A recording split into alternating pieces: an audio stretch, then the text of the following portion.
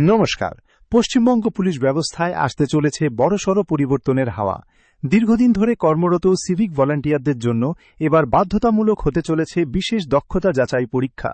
শোনা যাচ্ছে যারা এই পরীক্ষায় উত্তীর্ণ হতে পারবেন না তাদের ক্ষেত্রে প্রশাসন বড় পদক্ষেপ নিতে পারে।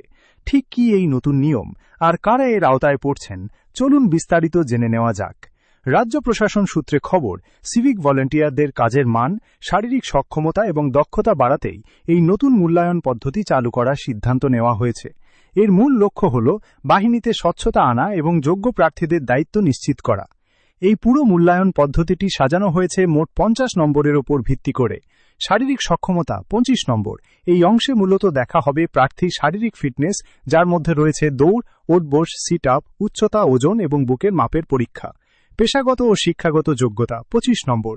দ্বিতীয় পর্যায়ে যাচাই করা হবে প্রার্থীর সাধারণ জ্ঞান, কম্পিউটার চালানোর দক্ষতা এবং ভারতীয় ন্যায় সংহিতা সম্পর্কে প্রাথমিক ধারণা। প্রশাসনের দাবি, অতীতে বিভিন্ন সময়ে রাজনৈতিক সুপারিশের ভিত্তিতে নিয়োগ হওয়ার ফলে অনেকেরই যথাযথ যোগ্যতা যাচাই করা সম্ভব হয়নি।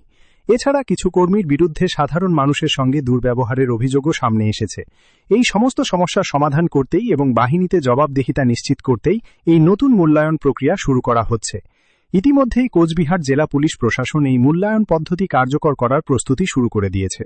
প্রশাসনের পক্ষ থেকে জানানো হয়েছে, কোচবিহারের পদ্ধতি মেনেই ধীরে ধীরে রাজ্যের প্রতিটি জেলায় এই নিয়ম চালু করা হবে। যারা এই পরীক্ষায় নির্ধারিত মানদণ্ড পূরণ করতে পারবেন না তাদের বিষয়ে প্রশাসন পরবর্তী বড় পদক্ষেপ গ্রহণ করতে পারে। অর্থাৎ এখন থেকে শুধু কাজ করলেই হবে না, নিজেকে প্রমাণ করতে হবে একজন যোগ্য কর্মী হিসাবে। এই সিদ্ধান্ত সম্পর্কে আপনার মতামত কি? সিভিক ভলান্টিয়ারদের ক্ষেত্রে এই ধরনের পরীক্ষা কি বাধ্যতামূলক হওয়া উচিত? আপনার মূল্যবান মতামত কমেন্ট করে অবশ্যই জানাবেন। আমাদের সাথে থাকতে সাবস্ক্রাইব বা ফলো করতে ভুলবেন না। ধন্যবাদ।